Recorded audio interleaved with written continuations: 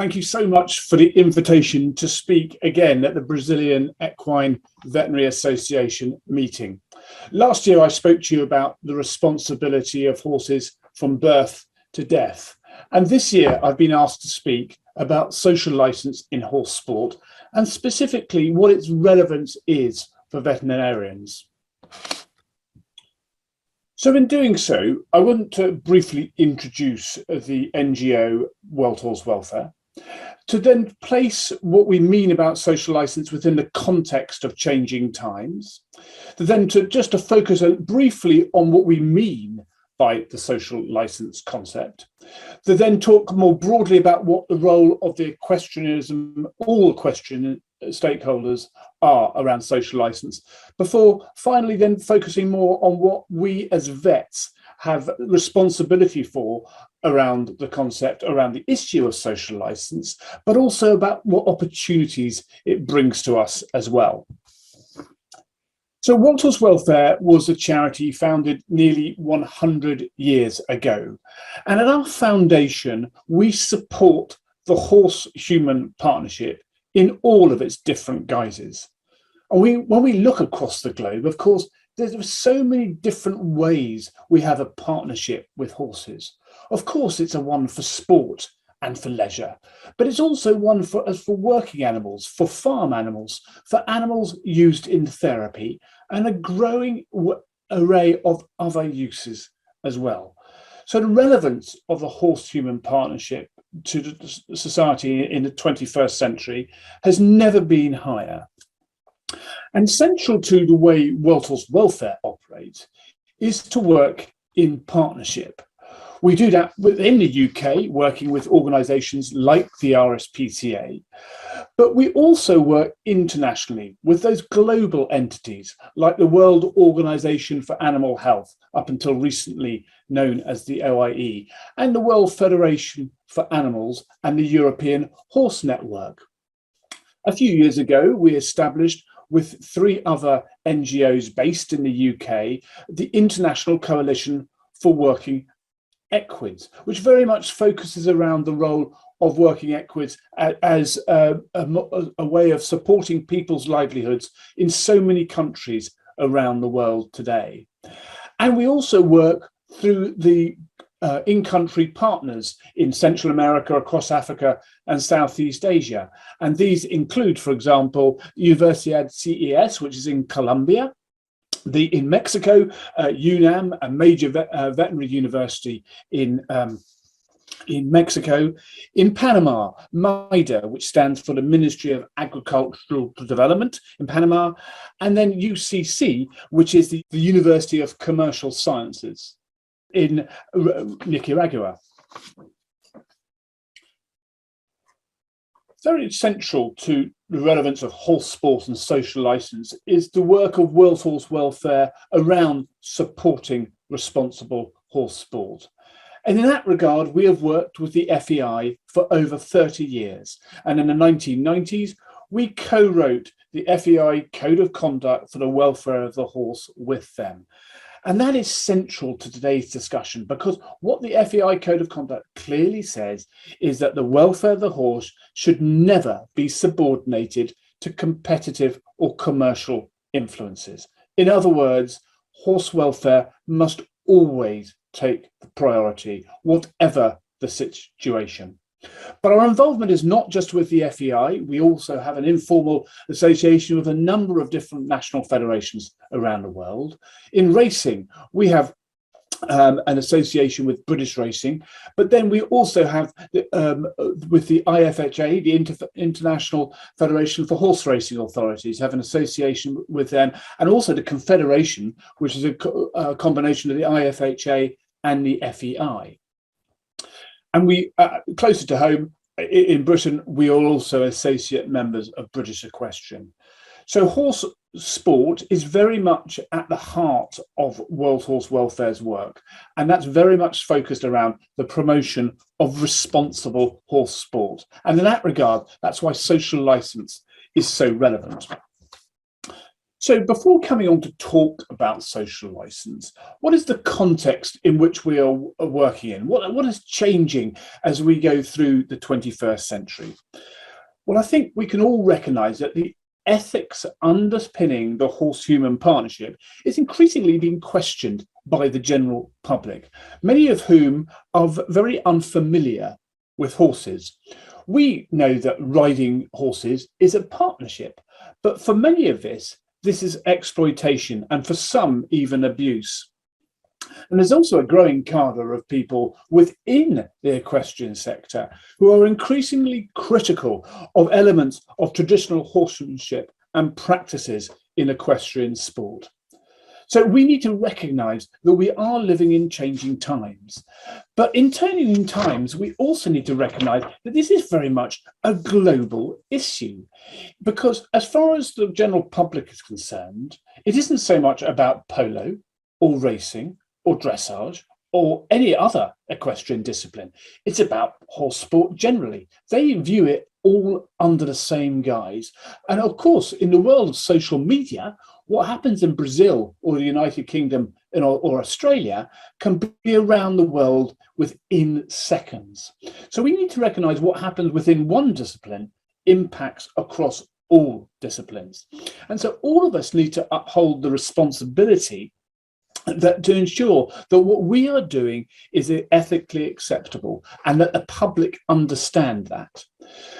And it's no wonder if we see some of these headlines that when the public think about horse sport, there may be a difference in what the reality is. They are seeing some very negative headlines when in reality, there's so much good that goes into supporting horse welfare in horse sport. But we need to try and communicate that in a more effective way. And so, in addition to a changing context in terms of public society and the attitudes towards horse sport, our understanding of what constitutes good equine welfare is also changing too. We understand far more about what the physiological, the psychological, and ethological needs of our horses are. And as we find out more, we are tending to need to challenge the traditional ways that we have managed our horses. And this is very relevant to the veterinary sphere, where a number of veterinary interventions, as I'll come and talk about in a while, it's very much under scrutiny. So we need to adapt the way we manage and care for our horses to ensure that we give them a good life. To help us do this, we know that horses are sentient beings. And in that regard, quality of life is very much based on their mental well-being and their physical welfare. And we know a lot about the 5 freedoms. Over the last 50 years, the 5 freedoms of animal welfare have really helped to improve animal welfare, especially in a farm animal setting. But in parallel with our further understanding of what constitutes good animal welfare, a great adaptation or advancement of the 5 freedoms is the 5 domains. This is where aspects of nutrition, physical environment, health, and their behavioural interactions all add to the mental state of that horse, which collectively provides the welfare state for that animal. And a key difference between the 5 freedoms and the 5 domains is it's not just about avoiding negative experiences that provides good welfare for our horses. That is important, but it's also important to provide them with positive experiences. And that is clearly shown within the 5 domains model. And vets have a really important role to play here, because we can have an interaction within all 5 domains that collectively make up the 5 domains model. So what is the social license concept? What do we mean by it? Well, it's got nothing to do with the law. It's an unwritten contract between society and in this respect, equestrian sport. It's often known as SLO, social license to operate, but it's nothing new. It's a concept over 200 years old and came very much to prominence in the 1990s within the mining industry, who had such challenges with regards to safety factors of sending people underground into mines, but also a growing understanding of the environmental impact that mining can have, and of course set that within the commercial realities of a mining industry. And so some of the more enlightened mining companies did significantly invest in their social license to operate. And in doing so, I think it's really important aspect to focus on is that social license is not about mob rule. It's not about jumping or dancing to the latest tune being sung on social media, but it is about understanding about what people are thinking about horse sport, which is so easy to actually identify through social media. And it's about making changes where we need to make changes, but also standing up and justifying and explaining why we do something in a particular way if we believe that is the right course of action. So when we look through at social license, it's really important to recognize that actually the state of a horse sports social license really can dictate of its future. Because if it's healthy, horse sport will be able to operate within minimalized formal restrictions, very much to self-regulate itself like it largely does today. But if it is revoked, it can then come with it very restrictive regulation, or sometimes even a ban. And for horse sport, social license and how it will be sort of judged as shown on this illustration, it's very much how horse sport safeguards equine welfare and whether it has the trust to be able to do that and whether the public really recognize that. But losing social license, does that have consequences? Without doubt, it does. It can lead to a ban on as it has happened within Australia and in many states in the United States, where greyhound racing has been banned. But also, the same it can be said for jump racing in Australia. So we know that if we don't develop and enhance social license within a horse sport, the consequences can be really, really significant. And what is a key point that will come out of today is that that responsibility goes to everyone involved in horse sport. That's organizations, that's individuals. And vets, that very much includes vets, both individual treating vets, regulatory vets, and the veterinary profession more broadly, because we are in control collectively about whether the balance of social license gets to a dangerous tipping point.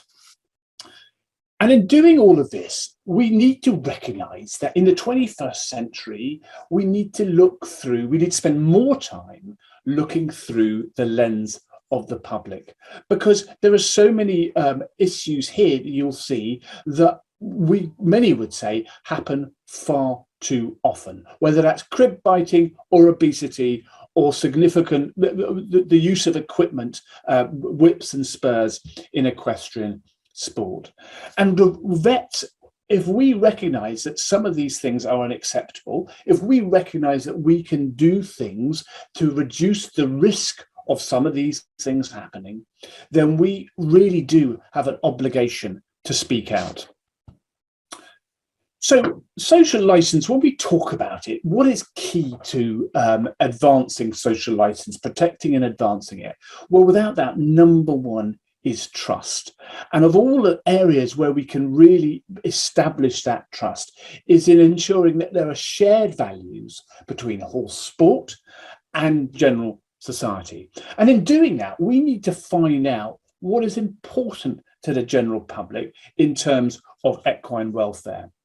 And we need society to feel that we are transparent and competent in being able to protect and enhance equine welfare, and the fact that we have the credibility and legitimacy to self-regulate. So what do equestrian stakeholders need to think about? Well, we need to think about, of course, welfare. That is its primary concern. But there is more to social license than just about welfare. It is about being proactive. It's about considering the ethical basis in which we are making decisions. It's about ensuring that we invest more time in educating people, especially our clients, with the importance of social license and being able to communicate that. But before we focus specifically on the role of the vet, who else is involved in the responsibility of maintaining social license within horse sport? Because vets certainly do not operate in a vacuum. And quite simply, everyone has a role to play. Of course, riders, owners and coaches, but also starting with the breeders, volunteers, the regulatory bodies, vets and allied professionals, along with the media. So there's a whole host, and there'll be more, because the likes of sponsors as well would have a role in social license. So collectively, who's involved? Everyone is involved. Let's think about what national federations can do, because it is really important that we have independent oversight of horse sport. That's what the public expect. And if we can get that right, that will be a big part of the jigsaw in terms of ensuring social license is protected going forward. And federations obviously make rules, and it is so important that those rules are reviewed as new evidence arises, because tradition is never a reason in its own right to maintain the status quo. Again, we need to champion those positive experiences as well as removing those negative experiences, such as risk. And we need to have a real role federations need to have a real role around education of all participants, because it is education, not regulation, that can have the biggest effect here. But of course, regulation does have a role to play, and therefore sanctions need to be implemented in cases of poor practice, because not only is that the right thing to do to ensure it doesn't happen again, but it's also very important that if there is poor practice, that the public see that that is called to account. And within all of that, again, it's about communication. It's about proactively pushing out positive messages about welfare and the primacy of the horse. And we also need to recognise that individuals, whether that be riders, grooms or whoever, have a significant role to play.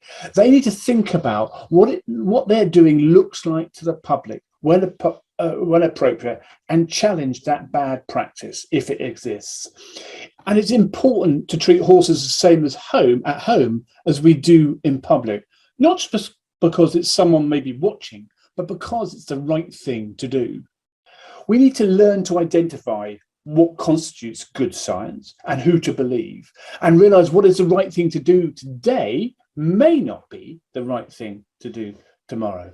And again, we need to talk about what we do to protect welfare, our partnership with our horses, and how they are all individuals with their own personalities, their likes and their dislikes.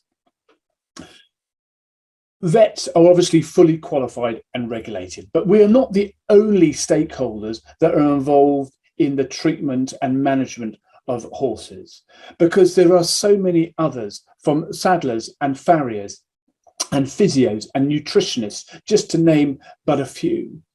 And it is collectively, we need to always make sure that those who are involved in horse sport, involved as farriers or saddlers, they are professionally competent and that they are appropriately regulated.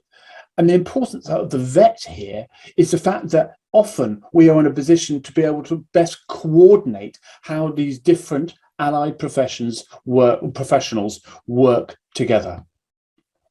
So in many ways, it does take a village to raise a horse within horse sport, to effectively ensure that the horse is managed, cared for, to ensure that when it competes, it is best able to compete without suffering any issues in regards to its training and competition.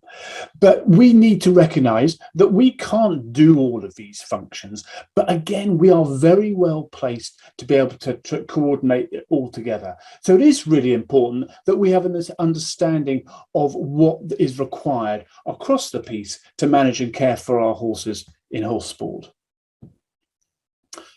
So I hope now we've realised that it's not just riders that will be under scrutiny when it comes to social licence. The veterinary profession would be foolish to think that we won't be under scrutiny as well.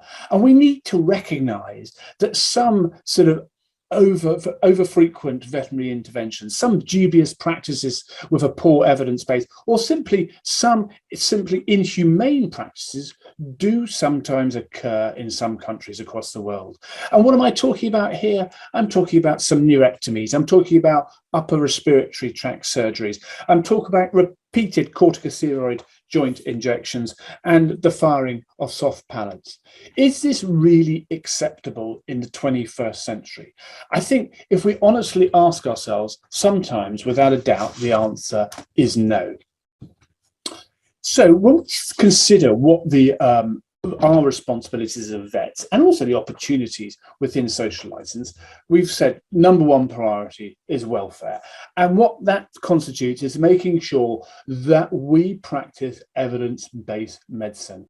And that evidence base includes the long-term welfare consequences of our interventions. Secondly, it involves understanding and utilise learning theory. It's amazing that these two still photos, one of a very needle-shy horse and one of a horse actually with being very relaxed about having an injection, that was only 60 seconds difference. Through understanding how the horse was reacting and how the horse was learning. Gemma Pearson, who's the vet involved here, has produced a series of brilliant videos in conjunction with the British Equine Veterinary Association. Don't break your vet. So do Google for those, because that kind of understanding really can have an immediate impact. And we need to consider how what our interventions are going to be looked like through the lens from the public, through that society's lens. And what sometimes, like with firing of soft pallets or neurectomies, really is that, have we normalized something that is simply unacceptable to many? We do definitely need to consider the ethics, and that is summarized by that question. Not only can I, but should I? The equestrian sector, the equine industry, definitely needs ethical guidance to maintain social license. And we as vets are uniquely placed to be able to do this, to ask ourselves, can I, as well as should I?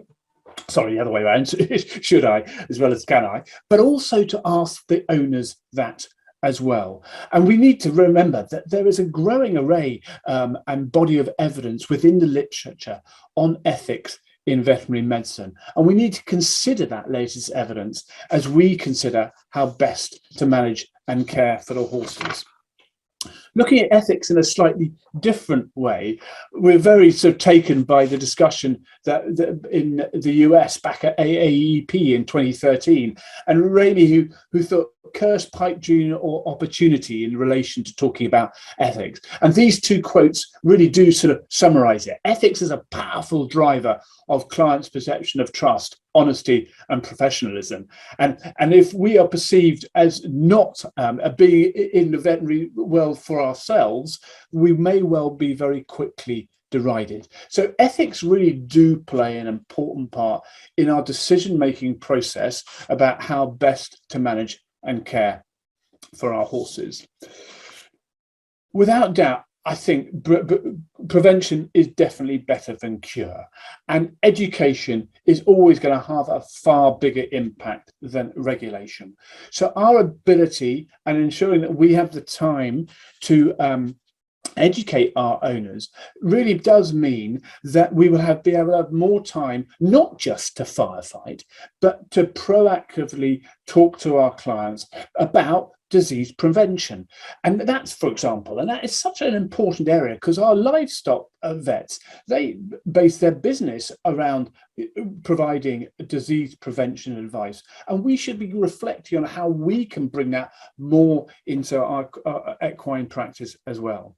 We know that there's a vast body of epidemiological evidence around issues of prevention of health and soundness problems. And this is in the areas of colic, gastric ulceration, lower respiratory tract disease, and foot balance.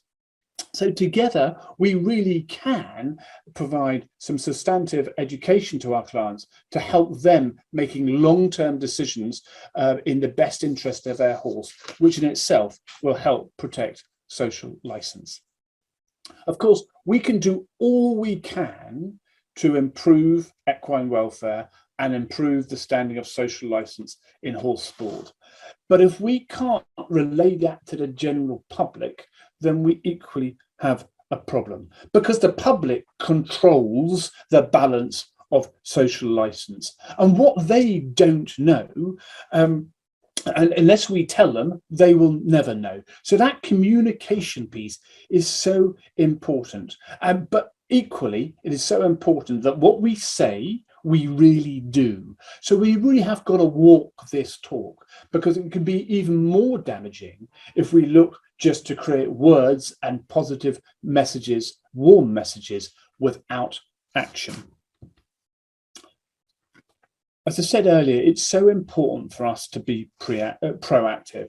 We can't just wait for problems to arise. And so therefore we need to work together to tackle issues of public perception and equine welfare right now. It is not a job for tomorrow, it is a challenge for today.